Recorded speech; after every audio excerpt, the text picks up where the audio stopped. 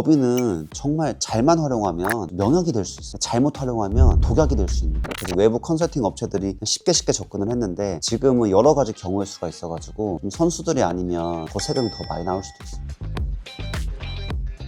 제 생각에는 요새 가족법인에 대한 관심도가 정말 높은 것 같아요. 느끼시나요? 그거에 대해서? 뭐 저는 이미 3년 전부터 많이 했던 거라. 근데 요새는 영상에서 너무 많이 올라와서 사실 걱정돼요. 왜냐면 많은 사람들이 이걸 하면 또 법이 바뀔 수가 있고 하긴 또 사실 이미 많이 바뀌기도 했고 가족법인. 많이 막히면 아직 근데 핵심적인 게 안 막힌 게 있는데 그게 막히면 가족법이 이제 의미가 없어져. 그게 뭐예요? 아, 말할 수 없어. 여기서도 그거 말하면 이제 또 세무사님 그거 다 따라한단 말이야. 가족법인도 왜 유명해졌겠어요? 이런 유튜브 때문에 그래. 원래 아는 사람만, 선수들만 아는 세팅 방법인데 영상에 많이 노출되니까 이게 나온단 말이에요. 근데 정말 핵심이 있어. 근데 그게 막히면 가족법인 다 쓸모 없어져요. 정관 세팅부터 한번 가볼까요? 일단은 우리가 법인을 시작하려면 일단 등기가 나와요. 등기가 나올 때는 세무사가 해주는 게 아니에요. 법무사님이 해줘요. 그러면 요새 무료 법인설도 많고 해요. 하면 문제 된다? 문제 안 돼요. 문제 안 돼. 돈도 안 돼요. 근데 이제 이게 나중에 문제가 될 수 있어요. 그 이유가 뭐냐면 자, 일단 정관. 정관은 쉽게 말해서 내가 만든 법인에 내가 만든 헌법이라고 보면 돼요. 그래서 절대적 기재사항이라고 해서 7가지가 있어요. 무조건 돼야 돼요. 그럼 잘 되어 있을 거야. 근데 상대적 기재사항이라고 해서 넣어도 되고 안 넣어도 되는 것들이 있어요. 근데 내 입맛에 맞게 넣어야 돼. 근데 이제 그런 것들이 사실 무료법인 설립이나 그냥 단순하게 법무사님이 하기엔 한계가 있어요. 왜냐? 요거는 상법을 활용해서 세무사가 좀 컨트롤 해줘야 돼. 그렇게 해서 정관 세팅을 먼저 들어가고 물론 나중에 바꾸셔도 돼. 정관은 해도 되는데 그냥 이왕이면 처음 시작할 때 어차피 세무사님이 한테 기장 맡기실 거니까 이거랑 같이 들어가면 너무 좋다. 첫 번째인 거고 두 번째는 주주구성. 주주구성 처음에 잘못하면 문제가 너무 많아. 근데 다행히도 처음에 잘못해도 기간은 있어. 3년만 넘지 않으면 3년이 넘어가지면은 정말 힘들어지거든요. 물론 3년 내에도 좀 이슈가 있을 수 있긴 하지만 3년이 넘어가 버리는 순간 주식가치 평가가 조금 달라져요. 그럼 그때부터는 정말 내 가치가 이 정도라고 세금이 이렇게 나온다 이렇게 깜짝 놀라시는 분들이 많아요. 일단 주주 세팅 어떻게 해야 되냐면 내가 컨트롤 가능한 내 가족 중에서 내 밑에 가족, 직계 비속이라고 하죠. 그쪽을 주주 세팅하는 게 좋아요. 이게 가족법인의 스타트예요. 가족법인이라고 해가지고 위에는 직계 존속 있죠. 부모님 그런 분들 넣으면 안 돼요.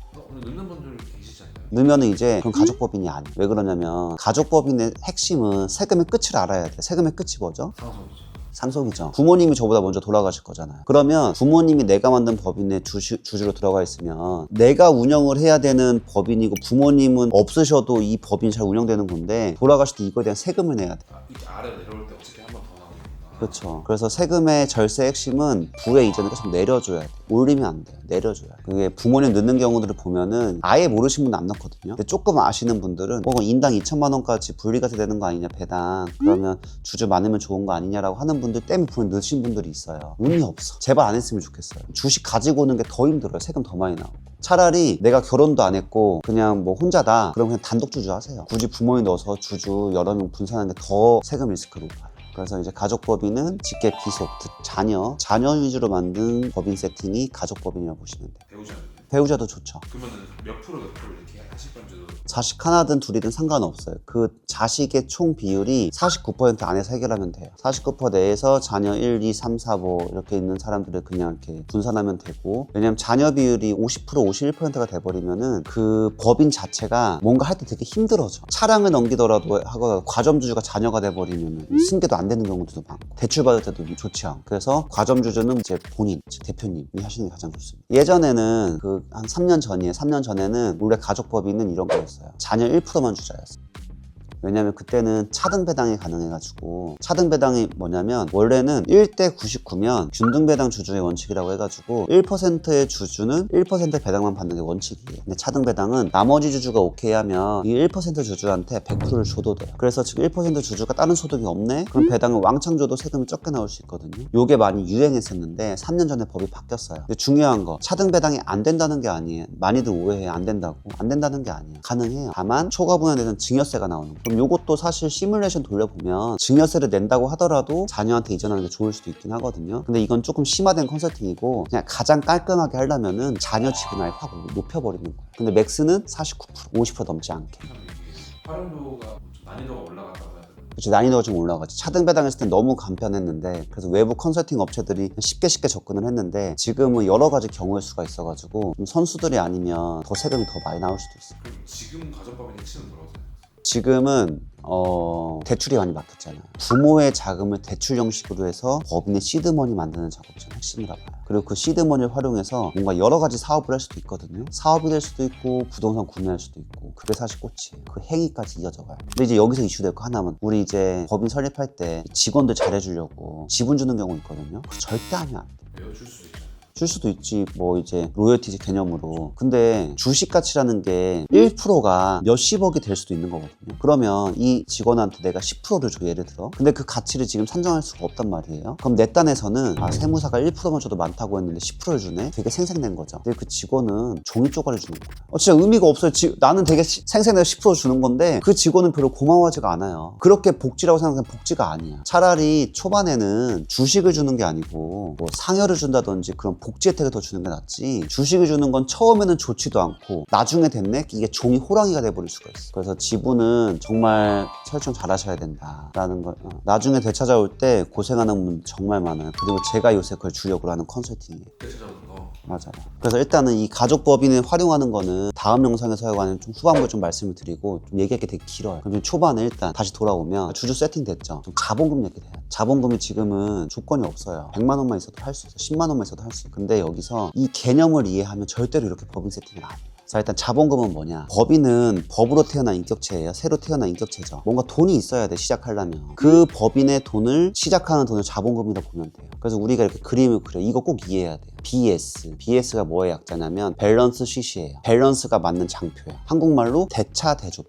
딱 그어서 왼쪽에 자산, 이게 차변이라고 해요. 왼쪽에 자산, 오른쪽에 부채랑 자본. 요 왼쪽 오른쪽에 합이 무조건 맞아요. 자, 시작할 때 돈이 있어야 되죠. 1,000만 원 할게요. 1,000만 원 돈이 있네. 그럼 이제 이거를 오른쪽에 1,000만 원 맞춰야 되죠. 여기서 세 가지 방법이 있어. 이걸 잘 알아야 돼. 자, 첫 번째, 자본금 1,000만 원 시작. 두 번째, 자본금 100만 원, 부채 900만 원. 그리고 세 번째, 현금 100만 원 시작했다가 유상증자 900만 원, 혹은 유상증자 800만 원, 부채 100만 원. 좀 어렵죠? 이거 그냥 빨리 넘어가고 이건 나중 영상에 찍자. 근데 포인트는 뭐냐면 자본금을 구성할 때 우리 자녀법인한테 자녀가 있으면 증여해야 되잖아요. 자본금을 무턱대고 많이 할 필요도 없어요. 많이 하면 증여세가 더 올라갈 수 있어. 근데 무턱대고 적게 하면 그 법인 운영하기가 너무 힘들어. 법인 받아서 뭐 대출도 필요할 수 있고 뭐 여러 가지 할 수 있잖아요. 자본금 없는 회사에 누가 이렇게 대출을 해주겠어요. 그 황금 구간을 찾는 게 되게 중요한데 이 케이스가 너무 많아가지고 뭔가 쉽게 말하기가 어려워요. 지금 얼마로 시작해라. 근데 포인트는 그냥 기준 잡기 설명하기 쉽게 하면은 한 3개월치 고정비 정도를 일단 자본금 설정하는 게 좋아요. 자, 그러면 이제 지금 자본금까지 세팅됐죠. 저는 이제 법인 운영을 할 거잖아요. 법인 운영을 하는데 중요한 건 가족법인이긴 하지만 운영은 누가 하죠? 대표님이 하는 거예요.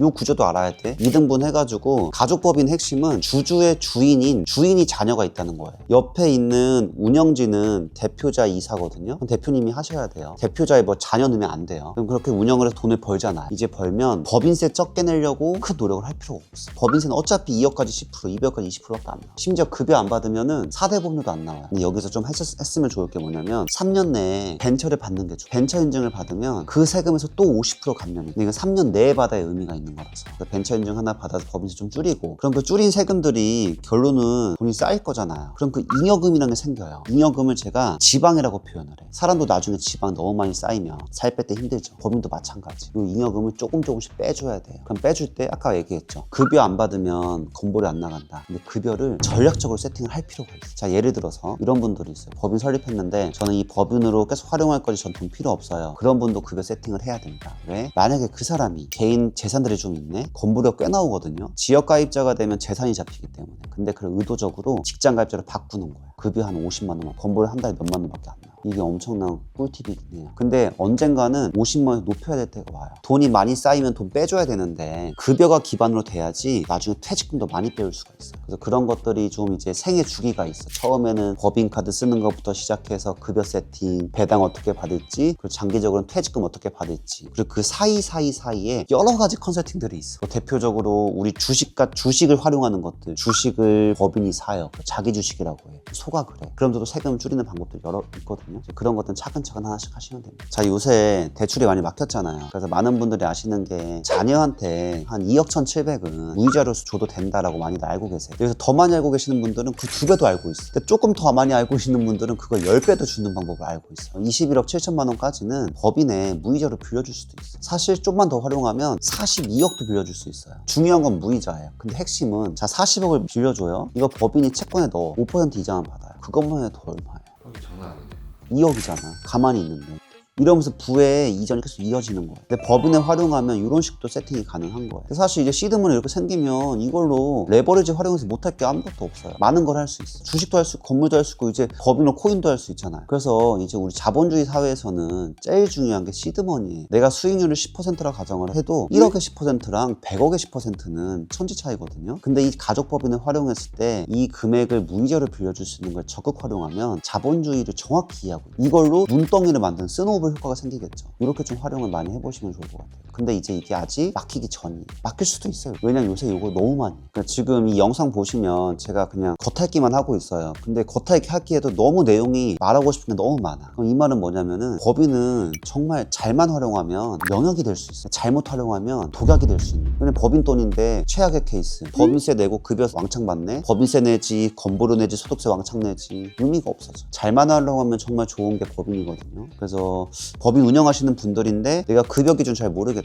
나 배당 받아본 적도 없다. 차등 배당 어떻게 하는지도 모르겠다 하시는 분들은 담당 세무사님은 좀 상담을 필요해 보여요. 질문은 딱 하나예요. 저 잉여금 이거 어떻게 빼야 돼요? 그리고 안 빼면 저희 괜찮아요? 꼭 물어보세요. 그러면서 나오는 솔루션들을 들어보시고 아 여기는 조금 법인 전문은 좀 아니다 생각을 한다면 다른 세무사님하고도 상담 받아보는 것도 괜찮아요. 근데 제 슬로건이 그거잖아요. 뻔한 절세 방법은 말씀드리지도 않습니다. 저 그냥 단순하게 이거 뭐 경조사비 모아서 세금 줄이세요 뭐 이런 것들은 입이 너무 아파요. 말하기가 별로 말하고 싶지도 않아요. 그러면 저는 이렇게 뭔가 세법을 계속 연구해가지고 요런 데가 있네 요런 게 있네 이거를 활용하는 걸 저는 정말 진심이거든요. 요 법이 막히더라도 저는 또 다른 걸 연구하고 있어요. 가능한 방법이 있어요. 그래서 이런 세무사님들의 영상을 많이 팔로우하고 물론 제가 최전선에 있겠죠. 영상 많이 보시면은 뭔가 제가 영상을 다 말하기는 어렵겠지만 그런 좀 느낌을 가져가실 수 있다고. 그래서 시간 되시면 상담 오시면은 본인의 상황에 맞게 제가 좀 컨설팅도 해드리고 그렇게 좀 여러분들도 자본주의 사회에서 승자가 되셨으면 좋겠습니다. 그래도 중요한 거는 컨설팅 할 때 핵심이 뭔지 아세요? 컨설팅 하는 사람이 직접 하고 있냐 그게 되게 중요해요. 그렇죠. 좋다고 하는데 자기는 안 하는 거. 그게 무슨 좋으면 자기부터 해야지. 근데 저는 제가 직접 해요. 내가 해봐서 이걸 효과를 봐야지 저도 자신 있게 고객들한테 말씀드릴 수가 있거든요. 그래서 저도 이러한 행위들을 하고 있습니다. 가족법인 하고 있죠. 그래서 요새는 가족법인이 되게 화두에 있어요. 그래서 이게 법이 막히기 전에 좀 빠르게 여러분들도 좀 혜택을 많이 받으셨으면 좋겠습니다. 근데 단순하게 시작하는 게 아니에요. 진짜 치밀하게 세팅이 들어가줘야 돼요. 그래서 오늘 영상도 유익하셨으면 좋아요랑 구독 눌러주시고 제가 다음 영상에서 또 찾아뵙겠습니다. 감사합니다.